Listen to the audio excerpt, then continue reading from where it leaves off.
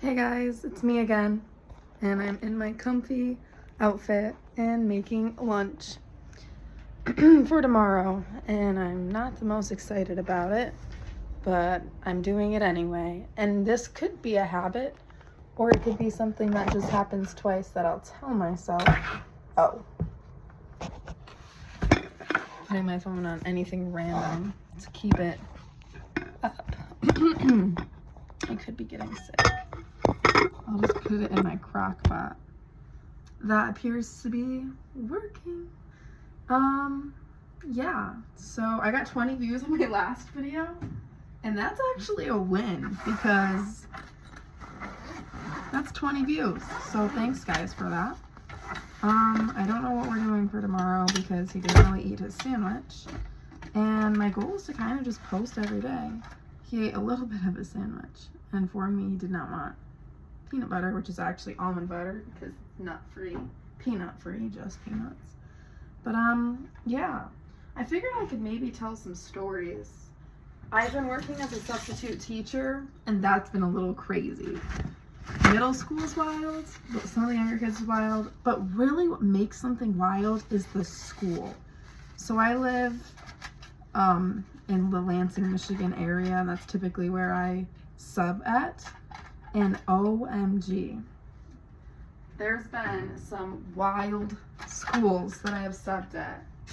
And mainly me, I'm not very tall. I'm probably average height for a girl, which isn't very tall. And the amount of teenage boys, or actually even younger boys, just boys, sometimes girls, but mainly boys, fight is intense. And one of the schools, first of all, I love my job, so I'm not saying anything bad about it. It's just it's eventful. And I would consider myself pretty chill with people that I don't know specifically, like other people's kids. I think everyone's harder on their own kids for the most part than other people's kids because there's not that pressure of like, oh my gosh, did I mess them up forever? It's just like, how am I gonna get through my work day? And if it gets too hard, I can always quit. And you can't have thoughts like that as a parent. You know, it's not as practical. Anyway, so yeah, they've said some crazy stuff. One of the most crazy comments I heard in the 3rd grade classroom a few weeks ago was a girl, they were working on a group project on the floor, and she said, "It's too crowded. There's not enough room." And some boy yelled across the classroom and says, "Well, your daddy left, so there should be enough room." And then I'm like, oh my gosh. Like that was, I know it's a joke, but like looking around for the responsible adult in the room. Today wasn't too bad. I subbed 1st grade, so some 1st grade rooms are very structured and the kids know what the expectations are and they're good and they do that. This one was not so much like that. It's kind of chaotic and there's a lot of screamers, and so my default is always heads up 7-Up because that's very like calm, I suppose. But yeah, it's been a ride, and I've been using this mason jar, and I cut my nails because one broke, so I had to clip them off. But yeah, and so pausing. Okay, I'm back, and I was just thinking in my brain. I forgot to take my medicine that I take at night. I started taking this blood pressure medication, not because I have high blood pressure, but it's actually for like disturbing nightmares that I have, and I've had for a while. I heard from my psychiatrist that it can get triggered by, like, past traumas can be triggered by current traumas.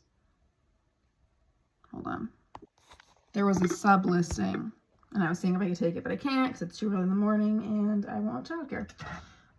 So anyway, yes, my blood pressure medication that apparently is used for PTSD in veterans. So yeah, there's that. I guess I'm just gonna put jelly on a sandwich for him tomorrow, and I'll find a different source of protein. Because we've been doing, this is how I actually make my food as well, is a grain, a fruit, a protein, a vegetable. I usually throw in a healthy fat like avocado. I love tuna, but my 4-year-old's not there yet. I was thinking of some ideas. So budgeting would be fun, but I don't really know how to share like like my screen and stuff yet to like show you how I budget. But that is something I'm passionate about and something I love to share with others. And others I've kind of found like, I don't even know how on earth I'm going to word this because I'm getting tired. But people ask me questions, I guess, about finances. So I feel like it's something that is cool. And also, side note, that I have to take one more 3-credit class. And so I'm taking it in the summer semester. And I can take any class because it's an elective. So I was thinking about taking geography because that's another thing that I'm like so interested in, like traveling and like countries and culture.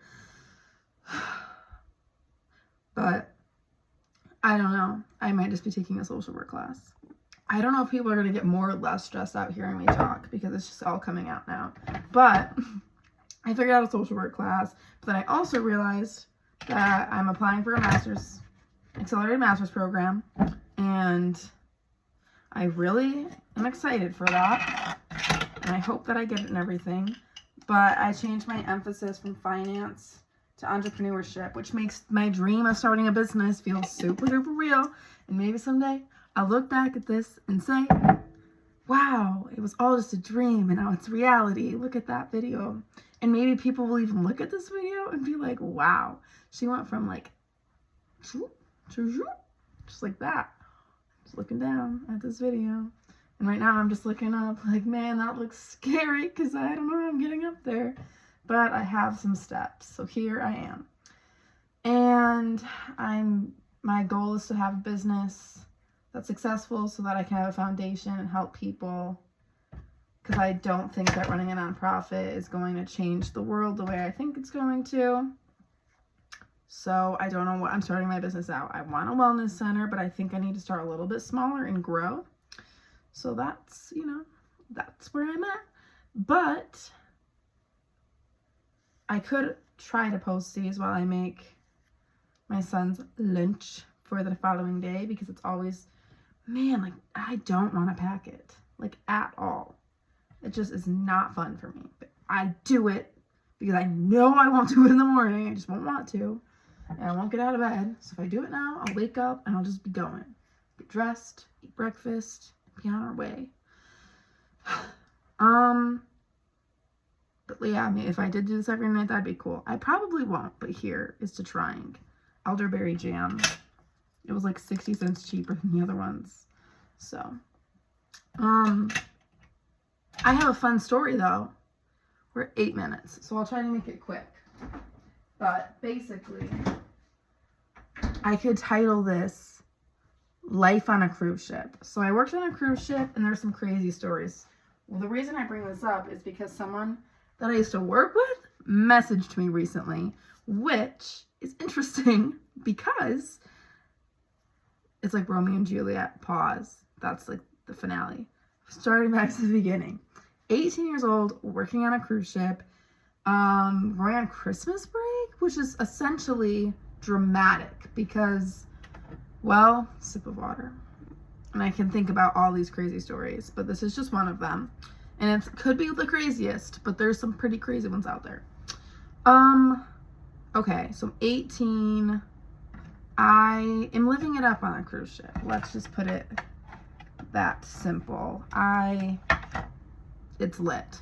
And there's this guy who's probably about like 15 years older than me that did the dishes there. And he like helped me a lot with my job, like setting tables and stuff, because I was a server on the cruise ship. And I had a slightly different job than everyone else because I was the dining assistant. And so, pause. Okay. So I was the dining assistant and I didn't get to have breaks the same time as all my friends usually did. And this was only for like a week.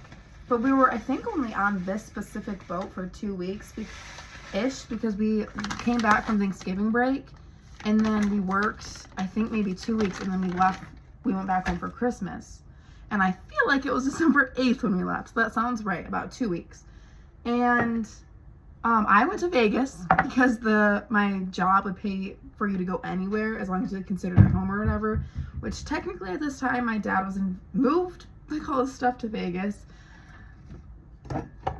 What's the word? Not a news flash, but spoiler alert, he did not stay there for long at all.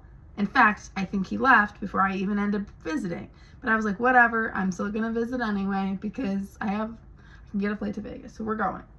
And I was 18, my mom didn't know about this, you know, it's fine. And the night before, so we were not good listeners, as a substitute teacher would say. We did not listen to years on bad kids, even though we're adults technically. And we would leave the boat often, which there was a curfew, 11 o'clock. And so, we were told if we left the boat that night, the night before, that they would not pay for our flight anymore. They would cancel our tickets, whatever. And so we had kind of a party on board, which is an important factor here, but this is YouTube and I don't want kids listening. So I set my phone down in a windowsill and attend this party, whatever. It's about 3 a.m. and I realized, I'm like, oh my gosh, like when's the last time I had my phone? Because I truly couldn't remember. And I was like, black phone, red case, because that's what I had, a black phone with a red case. And a few people were helping me look for it, but you know, probably 4 in the morning hits, and we're supposed to be leaving the next day and still serving breakfast at probably like 7 o'clock is when breakfast starts.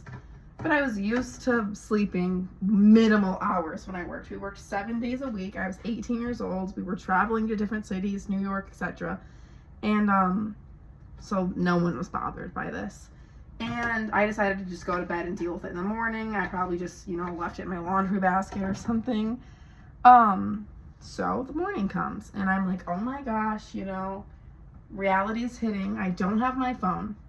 So I go downstairs. I had an Android, unfortunately, which I don't live that life any longer, but I did. And so the only way to really track it wasn't have like Find My iPhone, obviously.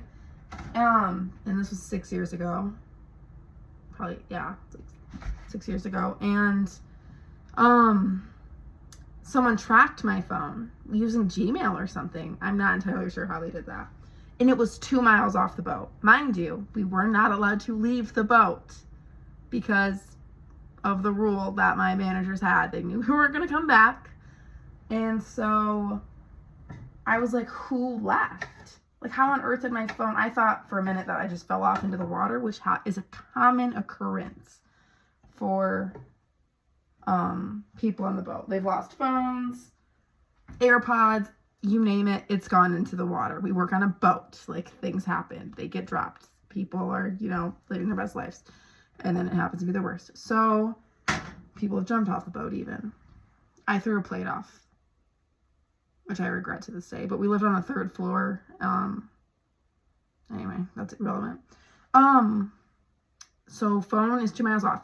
There were 2 or 3 people that left. The dish dude is one of them. So I went down and I was like, down to the, like, what's it called when you're serving? The galley or whatever, like where they make food, the kitchen, that area. And I was like, you took my phone, didn't you? And he like slams a breakfast plate down on the floor and it shatters. And I was like, ugh. So I walk out, whatever. The police are on board. What? So I'm like, oh, thank goodness someone cares that my phone has been stolen. Wrong. Wrong, wrong, wrong. No one cared. Just me. And they arrest the dish dude, right? Fun fact. When I had first met him, we went on like this break together into town to like kind of explore. And he told me, or he asked me if I would deposit a check for him and he'd give me like $5,000 if I did. But, shoot. Okay. But I watched the Ozarks before I went on this boat. So I knew. I just pictured that scene where they like point at the camera and he's like, you see that camera? You're an accessory to the crime. So I didn't do it. And thank goodness, because he got arrested, apparently. So then this guy that I work with, who I kind of trained in whatnot, I suppose he watched us bend a rule or two. He takes me down the hall, opens his door to a stateroom, which is where like the women, they're on the 3rd floor and the men go in the basement, like the employees, and then all the guests get to sleep in regular rooms with beds and balconies and whatever. And he takes me in there and I'm so confused. Like, how do you have a key? How is this your room? Like, why don't you sleep downstairs with the rest of the men? He tells me, Madison, I'm an undercover boss. So I'm crying because like, what is going on right now? He's like, don't tell the police anything. You're fine. So I was like, okay, like whatever you say. The police never talked to me because why would they? Anyway, that was kind of crazy, but there's so much to process here. And I'm going to Vegas. My mom, so I called my mom and I'm like, someone's on my phone. I'm going to Vegas. Like, just giving you that FYI. I'm kind of also panicking. So then of course my mom's panicking, but I just, hung up and kept going. I had a camera with me. So I flew to Vegas. My dad's friend who he was staying with picks me up. I explore a lot. I use my camera to take pictures to get somewhere, and then I click backwards to get back. There was a point where it was getting a little dark, and I was in someone's driveway, and I was like, can you just map this address? I think I'm close, but I'm not really there yet. They did, because I was just a young girl. What harm did I bring? Okay, Vegas, blah, blah, blah. So there wasn't many resolutions with that. It was just kind of a crazy day. That's what I can remember. And that was 6 years ago. But like out of nowhere, that dish dude that got arrested or whatever happened, don't know. We weren't like friends. He just happened to be a person that had the same exact schedule as me. And beyond that, like one day when we went off the boat, yeah, we didn't hang out or anything. Especially because it was like suspicious when he asked me to cash a check. And he messaged me and was like, hey, it's been ages. And I'm like, on Facebook. But I was just like, that's kind of crazy. And I feel like I should send him a message that's like, hey, here's a bill for the $300 that I had to pay off on my stolen phone before I could even get a new one. But yeah, that was just a glimpse of boat life. Because it's just kind of crazy. And I'm going to end it there, I think, because that was a long video. But thanks for watching. See you next time.